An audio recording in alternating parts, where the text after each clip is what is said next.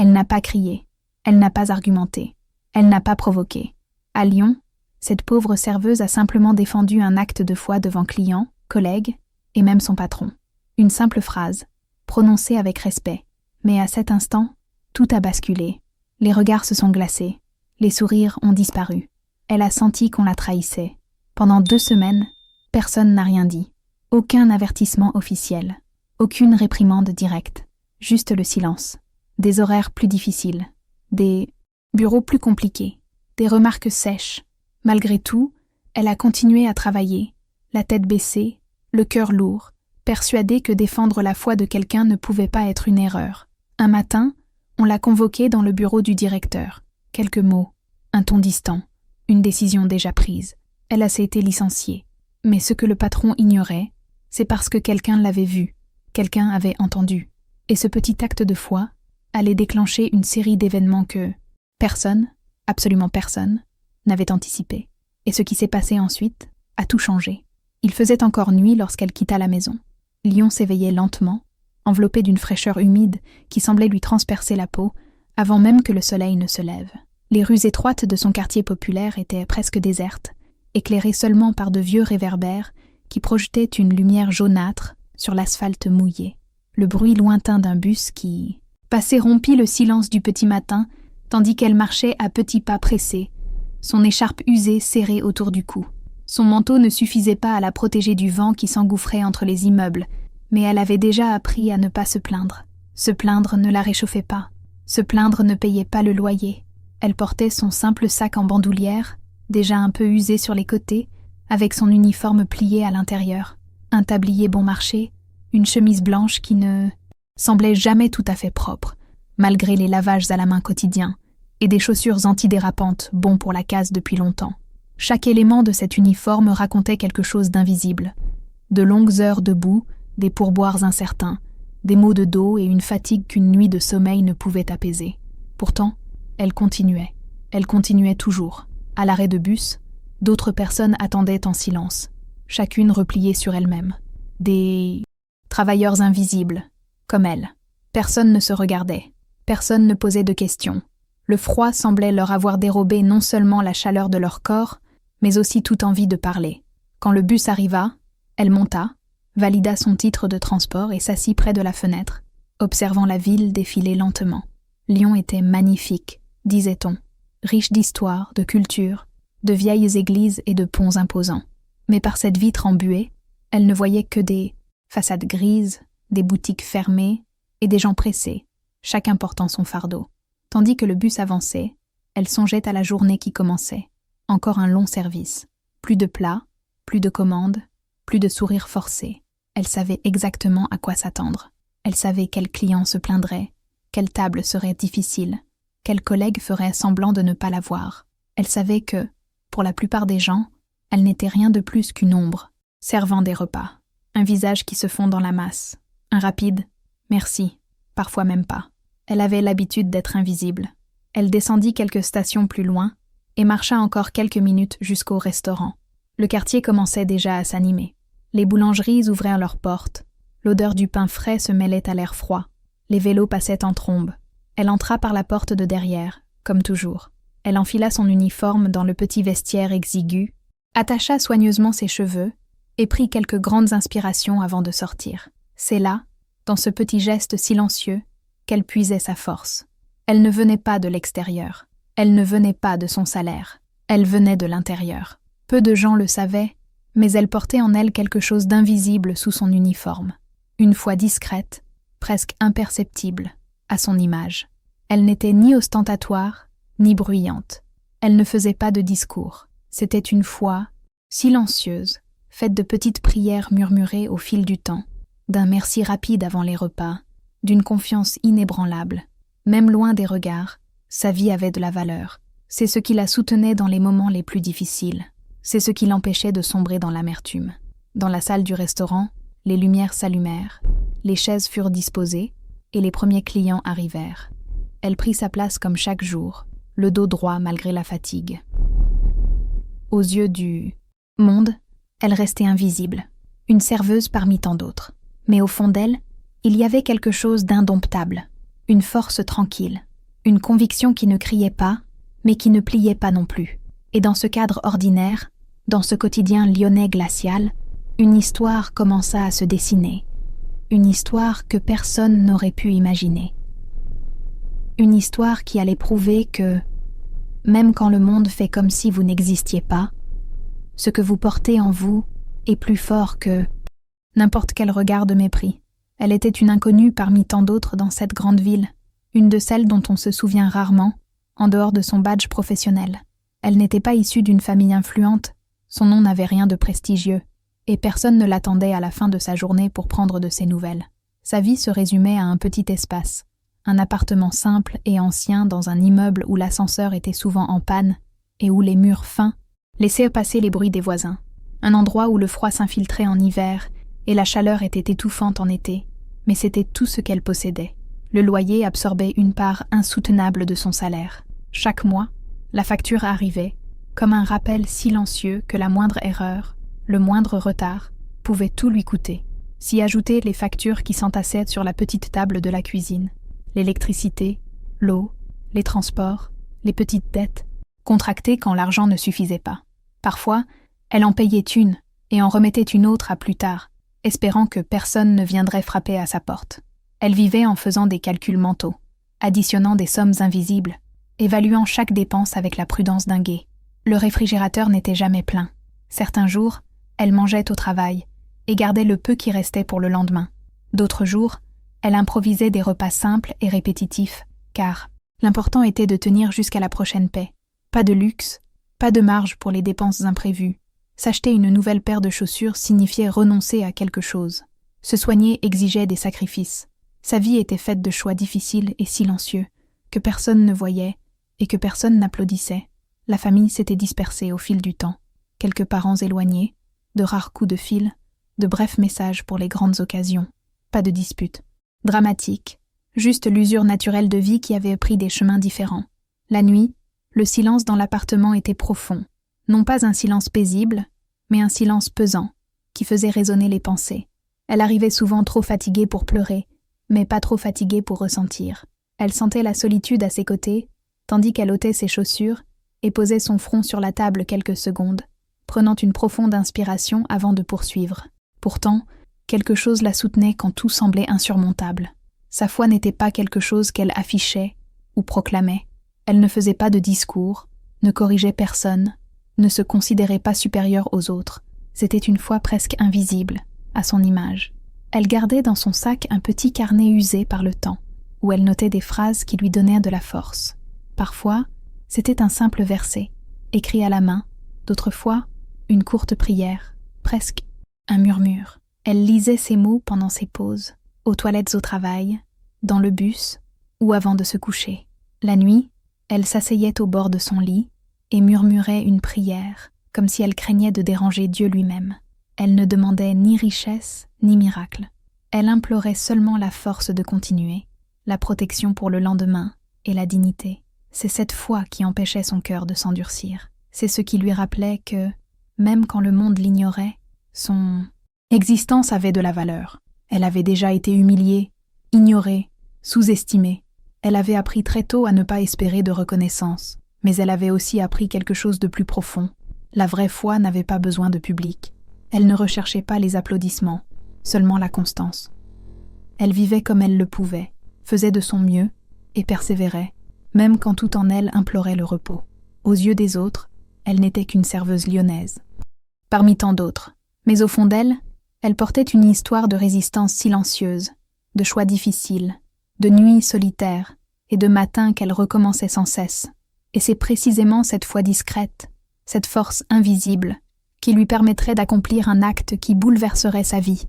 Un acte simple, presque imperceptible pour beaucoup, mais impossible à ignorer pour ceux qui savèrent le voir. Le restaurant était déjà plein à craquer quand tout s'est produit. Les cliquetis des couverts se mêlaient aux conversations animées, au tintement des verres et aux bruits étouffés de la cuisine en pleine effervescence. Elle circulait entre les tables, son plateau sur le bras, le corps en pilotage automatique, comme tant d'autres jours. C'était un moment ordinaire, de ceux où rien n'échappe à son contrôle, où tout semble trop prévisible pour qu'un événement vraiment important puisse se produire. Mais c'est précisément là, au cœur de la routine, que l'instant décisif s'est imposé. À une table près de la fenêtre, un homme âgé venait de recevoir son assiette. Ses mains tremblaient, non seulement à cause de l'âge, mais aussi à cause de la délicatesse presque cérémonieuse avec laquelle il tenait les couverts. Avant de toucher à sa nourriture, il inclina légèrement la tête, ferma les yeux quelques secondes et murmura quelque chose d'à peine perceptible. Ce n'était pas un geste ostentatoire, il ne cherchait pas à attirer l'attention, c'était simplement un merci, silencieux, comme celui de quelqu'un qui a conscience d'être encore en vie et qui souhaite honorer ce moment. Mais quelqu'un l'a remarqué. À la table voisine, 2 clients observaient la scène et échangèrent des regards ironiques. L'un d'eux laissa échapper un petit rire, puis plus fort, pour bien se faire entendre. Il fit une remarque dédaigneuse, imitant moqueusement le geste du vieil homme, exagérant l'inclinaison de sa tête, ce qui provoqua des rires nerveux parmi les personnes présentes. Les mots ne tardèrent pas à fuser, transperçant la salle comme des lames déguisées en plaisanterie. Quelque chose à propos de religion, quelque chose à propos d'arriération, quelque chose à propos de ces gens qui croient encore à ces conneries. Le vieil homme ouvrit les yeux et se figea. La fourchette s'arrêta en plein vol. Son sourire serein s'évanouit, remplacé par une gêne muette. Il ne répondit pas. Il baissa simplement la tête, non plus en prière, mais par honte. Autour de lui, certains firent semblant de ne pas entendre. D'autres rirent poliment. Personne ne réagit. Elle a tout vu. Elle avait vu précisément le moment où ce geste anodin s'était transformé en prétexte à la moquerie. Elle sentit une oppression lui serrer la poitrine, comme si l'humiliation la visait elle aussi. Un instant, elle songea à passer à autre chose, comme toujours. Ce n'était pas son problème. Le risque était trop grand. Elle avait besoin de ce travail. Elle avait besoin de ce salaire. Mais quelque chose la troublait trop pour l'ignorer. Elle s'approcha prudemment de la table, tenant fermement le plateau, le cœur battant la chamade. Elle ne parla pas fort. Elle ne haussa pas la voix. Elle ne fit pas d'esclandre. Elle se contenta de regarder les clients qui riaient et, d'un ton calme, presque doux, dit que le monsieur les remerciait simplement pour le repas. Elle dit que c'était important pour lui. Puis elle ajouta, avec des mots simples mais fermes, que la foi de chacun mérite le respect. La pièce semblait rétrécir. Les conversations autour d'eux s'estompèrent. Quelques clients se retournèrent pour voir ce qui se passait. Un silence pesant s'installa. L'homme qui s'était moqué d'elle la regarda, d'abord surpris, puis irrité, comme s'il n'avait pas l'habitude d'être confronté, et encore moins par quelqu'un qu'il considérait comme inférieur. Il répondit avec sarcasme, demandant si le restaurant s'était transformé en église. Il rit de nouveau, mais cette fois seul. Elle a gardé son calme. Elle a déclaré qu'elle ne prêchait rien et n'imposait aucune croyance. Elle demandait simplement le respect, rien de plus. Le vieil homme leva lentement les yeux et la regarda.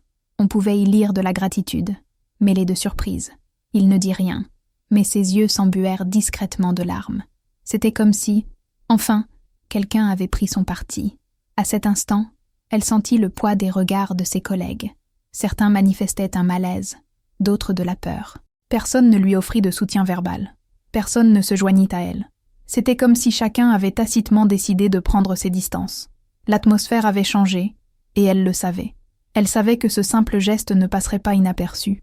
Quelques secondes plus tard, elle remarqua le gérant qui l'observait de loin, les bras croisés, le visage fermé, son regard fixé sur elle. Il ne s'approcha pas, il ne dit rien, mais le message était passé. Un frisson la parcourut, une certitude, désagréable. Cela aurait des conséquences. Elle termina son rendez-vous, les mains légèrement tremblantes, s'efforçant de garder son calme. Le salon retrouva son brouhaha habituel, mais quelque chose s'était brisé. Ce n'était pas le silence, mais la neutralité. Elle avait pris position, et dans ce contexte, cela avait un prix. Tandis qu'elle s'éloignait, elle entendit le vieil homme murmurer un « merci », presque inaudible. Ce n'était pas un grand geste de gratitude, c'était un geste simple, sincère et empreint de dignité. Cela lui suffit pour sentir qu'elle avait fait le bon choix, même sans applaudissements, même sans soutien, même en sachant, au fond d'elle-même, que ce petit acte de foi venait de la placer sur un chemin invisible d'où elle ne pourrait revenir. Elle ne savait pas encore comment, ni quand, mais elle savait que quelque chose avait changé, pas au restaurant, en elle, et, à partir de cet instant, le chemin qu'elle emprunterait serait bien plus difficile, et bien plus authentique. La confrontation devint vite inévitable. Elle débarrassait encore quelques assiettes lorsqu'elle sentit cette présence silencieuse derrière elle, pesante, autoritaire, typique de quelqu'un habitué à ce qu'on lui obéisse sans qu'elle ait à hausser la voix. Le gérant s'était approché. Ses mouvements étaient lents et posés. Au contraire, il semblait vouloir que chacun comprenne que quelque chose allait se produire. La salle à manger continuait de fonctionner, mais l'atmosphère avait changé. Elle était comme alourdie. Il lui demanda de l'accompagner au comptoir, suffisamment loin pour ne pas faire d'esclandre, mais assez près pour que tout le monde puisse entendre. Son ton était bas, calculé, presque trop poli. Il dit avoir observé la situation. Il ajouta que ce n'était pas un lieu pour les démonstrations d'affection, que ce genre de comportement pouvait importuner les clients, que le restaurant se devait de préserver une image neutre. Puis vint cette phrase, prononcée sans agressivité, mais chargée de mépris. Ce n'est pas une église. Elle sentit son visage s'empourprer, non pas par honte de ce qu'elle avait fait, mais parce qu'elle avait parfaitement compris le message. Il ne s'agissait pas de règles, mais de pouvoir. Il parlait comme quelqu'un qui n'avait besoin d'aucune explication, juste de lui rappeler qui était le chef. Pendant qu'il parlait, elle remarqua ses collègues autour d'elle, feignant la concentration, un verre essuyé avec une minutie excessive, une commande notée avec une attention exagérée. Personne ne la regarda dans les yeux, personne ne dit un mot. Leur silence était presque aussi douloureux que les paroles du responsable. Elle tenta de répondre calmement. Elle expliqua qu'elle n'avait ni prêché ni provoqué d'agitation, qu'elle avait simplement demandé du respect. Mais il l'interrompit d'un bref geste de la main, comme pour clore une conversation sans importance. Il déclara que ce genre de comportement était déplacé, qu'elle était là pour servir, non pour donner son avis. Puis, avec un demi-sourire qui ne lui montait pas aux yeux, il ajouta qu'il espérait qu'elle avait compris. La peur l'envahit, une peur réelle, concrète, la peur de perdre son emploi, la peur de ne pas pouvoir payer son loyer, la peur de se retrouver à la rue. Pendant quelques secondes, elle eut envie de s'excuser pour en finir. Elle ressentit le besoin de dire qu'elle ne ferait plus rien, qu'elle ne s'impliquerait pas, qu'elle resterait invisible comme toujours. Mais quelque chose en elle l'en empêcha. Elle prit une profonde inspiration. Elle ne haussa pas le ton. Elle ne le contesta pas. Elle dit simplement qu'elle respectait le travail, mais qu'elle ne regrettait pas d'avoir défendu une personne humiliée. Elle n'ajouta rien. C'était inutile. Le silence qui suivit fut lourd, pesant. Le responsable la fixa quelques secondes de plus que nécessaire, comme pour jauger l'impact de sa réponse. Puis, il s'éloigna, sans préciser si cela aurait des conséquences immédiates. Elle retourna dans le hall, les jambes légèrement tremblantes. Ses mains lui paraissaient aux plus lourdes. L'uniforme, autrefois simple symbole de fatigue, lui rappelait désormais sa vulnérabilité. Ses collègues continuèrent d'éviter son regard. Certains chuchotaient entre eux, d'autres faisaient comme si de rien n'était. Mais elle le savait. Elle savait qu'à cet instant précis, elle avait été fichée. La liste des personnes à problème, de celles qui ne se taisent pas, de celles qui refusent d'accepter tout. Le reste du service lui parut interminable. Chaque commande pesait plus lourd, chaque regard du responsable, un avertissement silencieux. Son cœur s'emballait à chaque fois qu'il passait près d'elle. Mais à cette peur s'ajoutait une sensation inattendue, une étrange paix intérieure. Ce n'était ni du réconfort, ni de la sécurité. C'était de la cohérence. Pour la première fois depuis longtemps, elle se sentait en accord avec elle-même. Son service terminé, elle se changea en silence dans les vestiaires. Elle resta assise quelques secondes avant de partir, contemplant son reflet dans le miroir terni. Elle était épuisée, elle avait peur, mais elle ne regrettait rien. Elle savait qu'elle pourrait le payer cher. Elle savait que le système protège rarement les plus faibles. Pourtant, une force intérieure demeurait inébranlable. En sortant par la porte de derrière, le froid de la nuit la saisit à nouveau. Lyon restait indifférent, comme toujours. Les Stanner. Jean passait en hâte, indifférent au conflit qui venait d'avoir lieu à l'intérieur. Elle marcha lentement vers l'arrêt de bus, l'esprit lourd, mais le cœur étrangement calme. Elle ignorait ce qui l'attendait. Elle savait seulement que, ce jour-là, elle avait choisi de ne pas se taire, et ce choix, même teinté de peur, avait déjà changé quelque chose à jamais. Les conséquences ne furent pas immédiates, et c'est peut-être ce qui les rendit d'autant plus cruelles. Les premiers jours, rien ne fut dit ouvertement. Pas d'avertissement formel, pas de conversation directe, juste de petits changements, presque imperceptibles, pour ceux qui ne les vivaient pas directement. Son emploi du temps changea, des horaires plus difficiles, des services plus longs, moins de pauses, Des tables plus compliquées, celles où les clients se plaignent de tout, sont trop exigeants et ne laissent presque jamais de pourboire. Rien ne semblait être une coïncidence, mais tout était suffisamment subtil pour ne pas être remarqué. Elle l'a remarqué dès la première semaine. Le responsable n'avait plus besoin de parler. Un simple coup d'œil, un geste sec désignant un bureau problématique, suffisait. Lorsqu'elle posait une question simple, la réponse était laconique et impatiente. Avant, il l'ignorait. Maintenant, il semblait la scruter. Chacun de ses pas, chacune de ses paroles, chacun de ses mouvements. C'était comme si elle était constamment mise à l'épreuve, poussée à bout pour commettre une erreur, qui justifierait une sanction plus grave. Ses collègues avaient changé, eux aussi. Pas ouvertement, mais par cette distance silencieuse qui blesse plus qu'une dispute. Les conversations s'interrompaient dès qu'elle s'approchait. Des rires fusèrent derrière elle. Quelqu'un murmurait quelque chose en la regardant. Elle entendait des bribes, des phrases inachevées, des insinuations. On disait qu'elle cherchait à se faire remarquer, qu'elle avait semé la zizanie là où elle n'aurait pas dû, que, maintenant, tout le monde allait en payer le prix. Personne ne le disait ouvertement, mais elle le sentait. Les pourboires se faisaient rares, non seulement parce que les tables étaient moins bonnes, mais aussi parce que l'ambiance autour d'elle avait changé. Certains clients semblaient mal à l'aise, d'autres indifférents. Elle continuait de sourire, de remercier les clients, d'être polie, mais intérieurement, un poids grandissant l'accablait. Chaque pièce en moins comptait. Chaque soir, en Satomanin, rentrant chez elle, elle recalculait ses comptes, cherchant comment joindre les deux bouts si la situation persistait. Les tâches les plus pénibles lui incombaient toujours. Nettoyer le salon après la fermeture, porter les cartons, ranger les stocks, pallier les ruptures de stock de dernière minute. Lorsqu'elle posait des questions, elle n'obtenait que des réponses vagues. C'est ce qu'on doit faire aujourd'hui. Il faut bien que quelqu'un s'en charge. Tu peux le faire, non? Elle le pouvait. Elle l'avait toujours pu, parce qu'elle n'avait pas le choix, et on s'en servait contre elle. Pendant ces 2 semaines, elle s'efforça de rester forte. Elle se répétait que ce n'était qu'une phase, que ça passerait, qu'il lui suffisait de baisser la tête et d'endurer. Elle continuait de faire ses petites prières en allant au travail, mais elles étaient désormais empreintes de lassitude. Elle ne demandait plus seulement de la force, elle demandait de ne pas s'endurcir, de ne pas perdre sa sensibilité, de ne pas regretter ses actes. Il y avait des soirs où elle rentrait si épuisée qu'elle avait à peine la force de manger.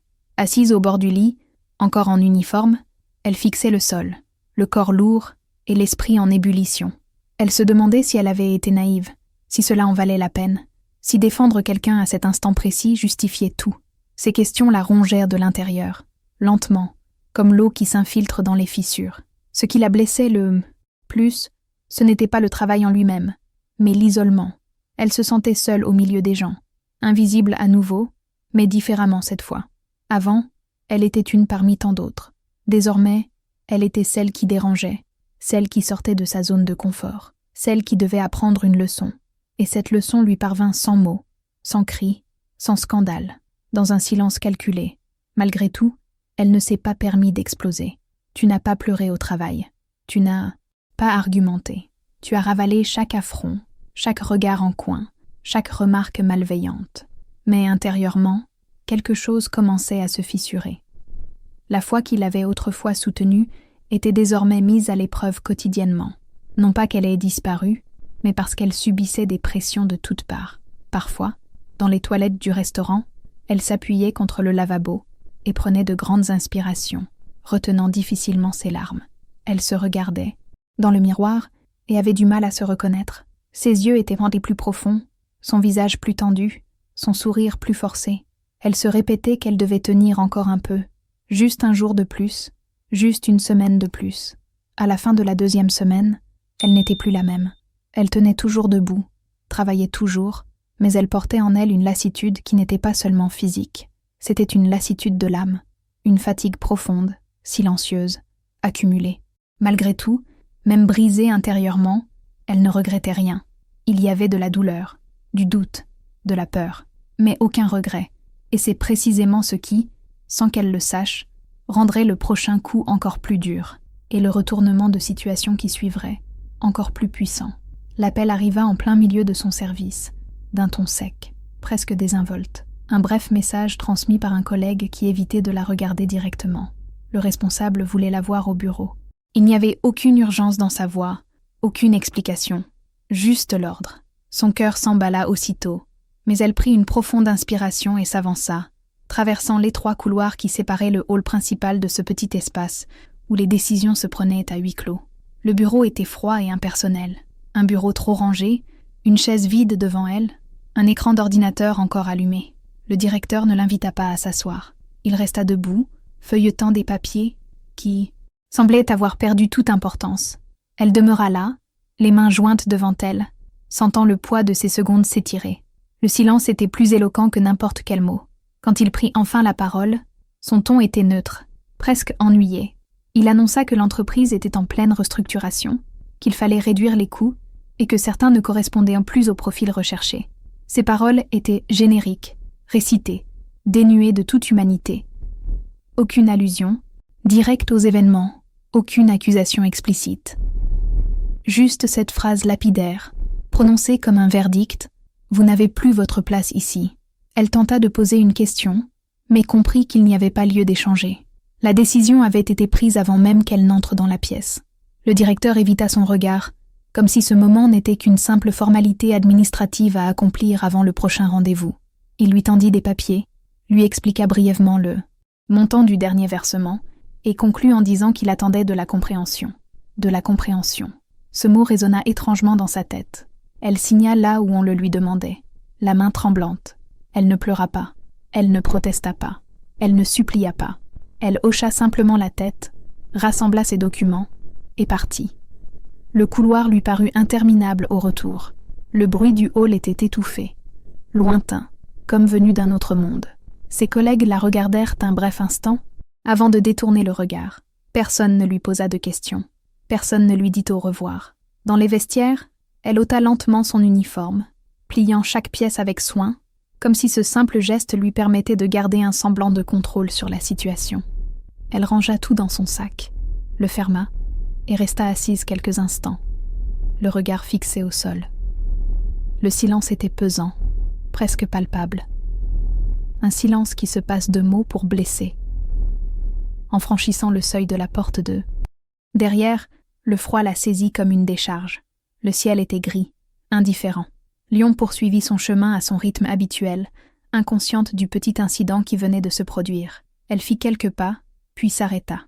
Son sac, en bandoulière, pesait désormais plus lourd qu'avant.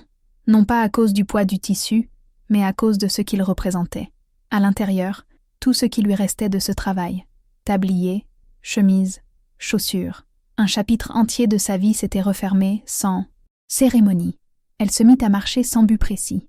Ses pensées s'entrechoquaient. Le loyer, les factures, les transports, le mois qui n'était même pas terminé. Elle essayait de faire des calculs mentaux, mais tous les chiffres étaient confus. Tout lui paraissait lointain et pourtant si urgent. Pour la première fois depuis longtemps, elle ne savait pas quelle serait la prochaine étape. À l'arrêt de bus, elle resta immobile, observant les gens qui passaient en hâte. Personne ne remarqua la femme, aux yeux embués, qui luttait contre ses larmes. Pour le monde, elle n'était qu'une personne parmi d'autres. Pour elle, c'était un moment où tout semblait suspendu, comme si le temps s'était arrêté. Quand le bus arriva, elle monta machinalement et s'assit près de la fenêtre. Le reflet dans la vitre montrait un visage fatigué, plus vieux qu'il ne l'était. Elle appuya son front contre la vitre froide et ferma les yeux quelques secondes. Il n'y eut ni prière, ni mots, juste le silence. Un silence, profond et pesant, qui étouffait toute tentative de réconfort. En descendant, elle se dirigea vers le petit appartement qui l'attendait. Elle ouvrit la porte, entra et laissa tomber son sac au sol. Le bruit résonna dans la pièce vide. Là, seule, elle laissa enfin le poids de cette journée l'envahir. Elle s'assit par terre, adossée au mur, et resta ainsi de longues minutes, dans un silence absolu. Il n'y avait ni colère, ni ressentiment. Juste un sentiment de vide et d'incertitude. La question, martelée sans réponse, résonnait encore. Comment continuer maintenant ? Elle savait que ce licenciement n'était pas qu'une simple question de travail. C'était une punition silencieuse, une tentative pour lui faire regretter. Mais même là, sur ce sol froid, son sac à côté d'elle et un avenir incertain, une chose demeurait intacte en elle. Elle aurait pu perdre son emploi. Il aurait pu perdre la fragile sécurité qui lui restait. Mais il n'avait pas perdu ses convictions. Et dans ce silence, pesant, qui semblait interminable, Quelque chose d'invisible commençait à se former, quelque chose qui naîtrait précisément de cet instant de perte. La porte de l'appartement claqua derrière elle avec un bruit sec et définitif. Personne n'attendait, aucun message sur son téléphone, aucun bruit hormis l'écho lointain de la ville qui continuait de s'animer au dehors. Le silence l'enveloppa aussitôt, pesant, presque suffocant. Elle laissa tomber son sac négligemment sur le sol, comme si son corps l'avait abandonné avec son travail. Elle resta là quelques secondes, le regard perdu dans le vide, avant de se diriger lentement vers la cuisine. Elle ouvrit le réfrigérateur. La faible lumière éclairait les étagères presque vides. Un peu de lait, une noisette de beurre, quelques restes conservés dans des petits récipients. Rien qui inspire confiance, rien qui garantisse le lendemain. Elle referma la porte avec précaution, comme si le silence ne pouvait être rompu brutalement. Sur la table, les factures s'empilaient, comme toujours, mais elles paraissaient maintenant plus importantes, plus menaçantes. Loyer, électricité, transport, des échéances qui approchaient, des sommes qui ne pouvaient attendre. Elle s'assit sur la chaise et passa une main sur son visage, sentant sa peau froide. Son corps laissa enfin la fatigue l'envahir pleinement. Ce n'était pas seulement une fatigue physique, c'était une lassitude profonde, venue de l'intérieur, fruit de journées difficiles, de nuits blanches, et d'efforts qui semblaient toujours insuffisants. Elle posa ses coudes sur la table et resta allongée là, immobile, respirant lentement, s'efforçant de garder son calme. Les larmes coulèrent, sans prévenir. Pas un sanglot bruyant, pas un signe de désespoir manifeste. Elles coulèrent silencieusement, ruisselant sur son visage, tandis qu'elle serrait les lèvres pour étouffer un cri. C'était un sanglot retenu, de ceux qui ne réclament pas d'attention, seulement du soulagement. Elle ne voulait pas se laisser submerger par la douleur. Elle ne voulait pas se sentir faible. Mais à cet instant, seule, il n'y avait plus personne pour qui feindre la force. Il se leva et alla dans la chambre. Il s'assit sur le bord du lit, toujours vêtu de son manteau et chaussé de ses souliers. Il observa ce petit espace qui avait toujours été son refuge, et en même temps, sa responsabilité. Chaque meuble, chaque facture, chaque choix dépendait de lui. Pour la première fois depuis longtemps, la peur prit une forme concrète. La peur réelle de ne pas y arriver, d'échouer, de ne pas savoir comment procéder.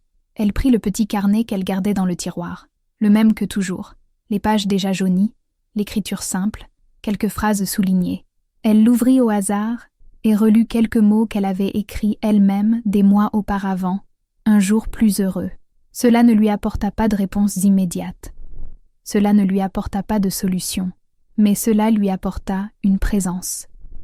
Elle referma le carnet et le serra contre sa poitrine pendant quelques secondes. Puis, sans s'agenouiller, sans lever les mains, sans jouer la comédie, elle parla. Sa voix était basse, presque un murmure, comme si elle craignait de briser quelque chose de trop fragile. Ce n'était pas une belle prière. Elle n'était pas répétée.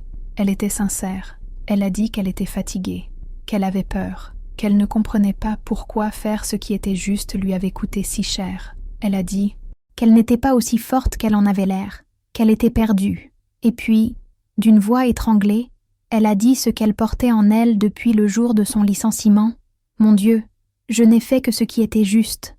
Je n'ai humilié personne. Je n'ai provoqué personne. J'ai seulement demandé le respect. Si c'était une erreur, je ne sais plus quoi faire. » Elle resta silencieuse quelques secondes, respirant profondément, sentant son cœur s'emballer. Puis elle reprit, presque à bout de force. Elle dit qu'elle ne demandait ni vengeance, ni justice immédiate. Elle demandait seulement un chemin, un signe, une porte ouverte, quelque chose qui lui prouve qu'elle n'était pas seule, même maintenant, même là, au plus bas. Quand ce fut terminé, aucune réaction audible, aucune sensation surnaturelle, aucun changement instantané. La pièce restait petite. Les factures étaient toujours sur la table. Le réfrigérateur était presque vide, mais quelque chose s'était apaisé en nous.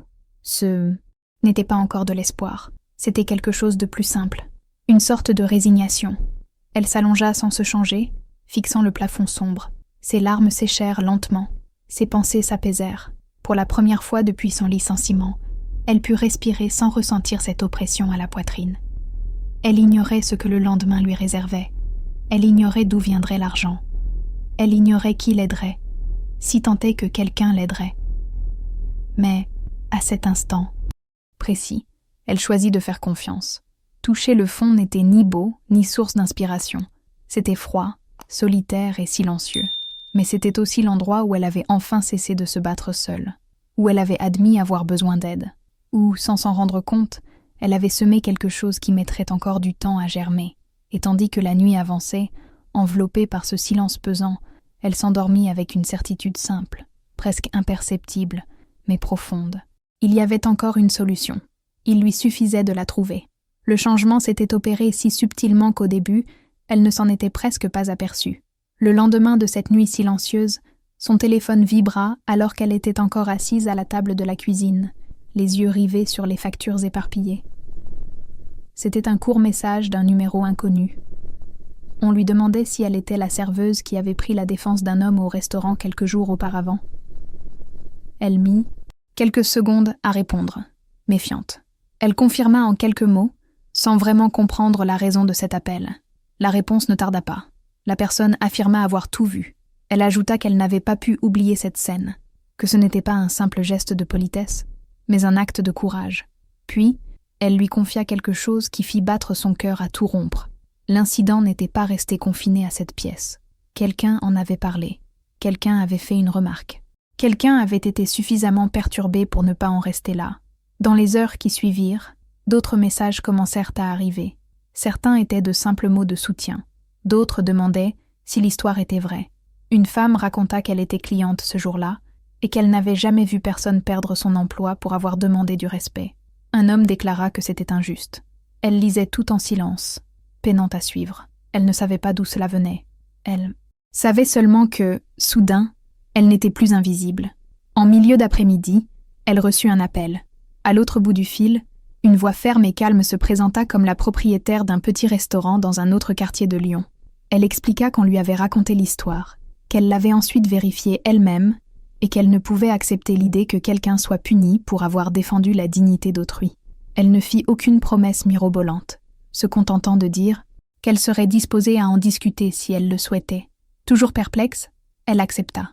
Le même jour, une publication a commencé à circuler sur les réseaux sociaux. Elle n'était pas agressive, elle ne citait personne. Elle racontait simplement les faits. Une serveuse qui avait demandé le respect d'un acte de foi et avait perdu son emploi. Le texte était simple, direct, humain, et il touchait à une réalité que beaucoup ont comprise. Les commentaires ont commencé à affluer.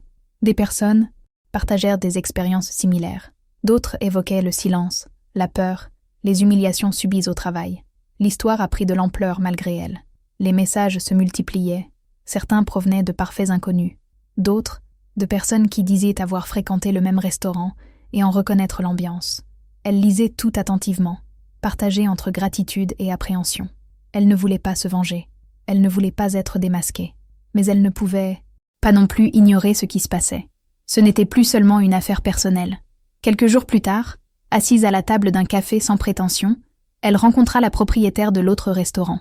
Une femme d'un certain âge, au regard attentif et aux mains fermes. Pas de promesses en l'air, juste une conversation franche. Elle écouta attentivement, posa des questions, puis elle dit quelque chose qui la marqua profondément. Ici, personne ne perd son emploi pour sa personnalité. Ici, le respect prime sur le profit. L'offre n'était pas idéale.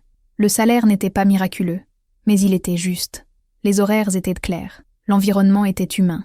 Un endroit où elle n'aurait pas besoin de se cacher. En partant, elle ressentit quelque chose qu'elle n'avait pas éprouvé depuis des semaines, du soulagement. Entre-temps, l'histoire continuait de circuler. Un journaliste local la contacta, désireux d'entendre sa version des faits. Elle hésita. Elle réfléchit longuement avant d'accepter. Elle ne voulait pas devenir un symbole. Elle ne voulait attaquer personne. Mais elle comprenait qu'en prenant la parole, elle pouvait éviter à d'autres de vivre la même chose.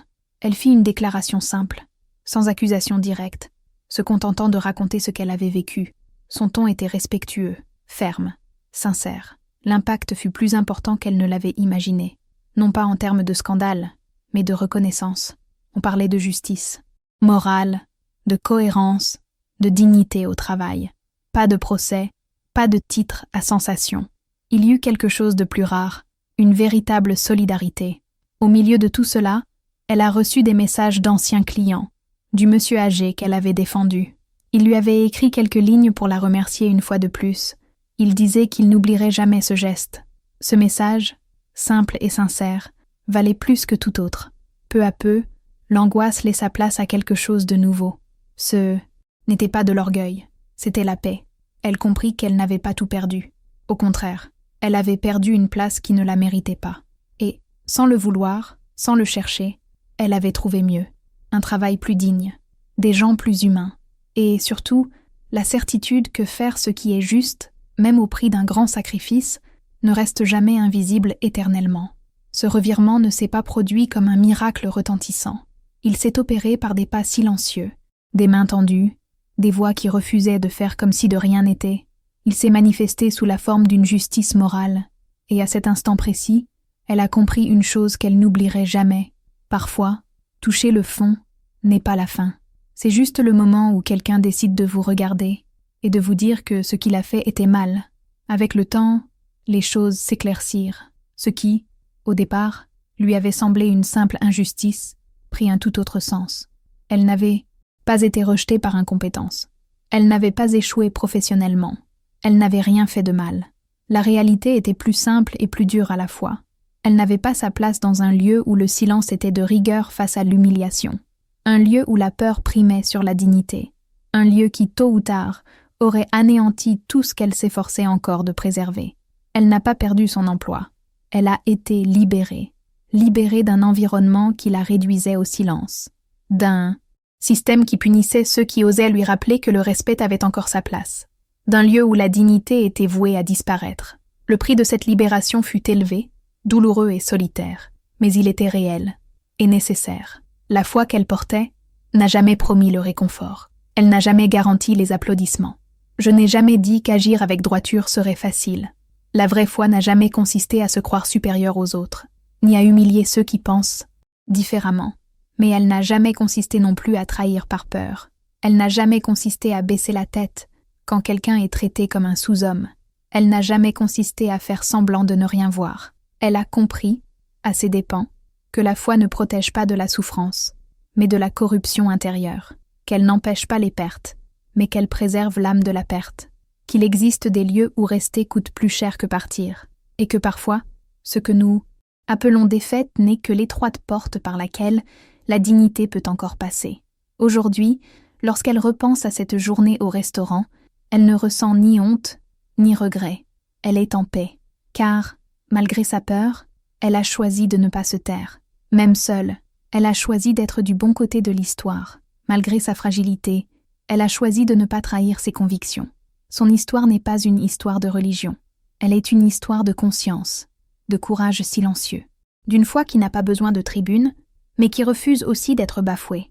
Elle est une histoire qui rappelle qu'aucun salaire ne vaut la perte de sa propre dignité, qu'aucune position ne vaut le prix de la complicité dans l'humiliation d'autrui. Peut-être que vous, qui écoutez ces lignes, vivez une situation similaire. Peut-être avez-vous été réduit au silence. Peut-être avez-vous été mis à l'écart. Peut-être avez-vous perdu quelque chose pour avoir refusé de vous conformer à ce que tous, les autres, acceptaient. Si tel est votre cas, souvenez-vous, les lieux qui exigent le silence face à l'injustice ne sont pas des lieux où s'attarder. Ce sont des lieux de passage.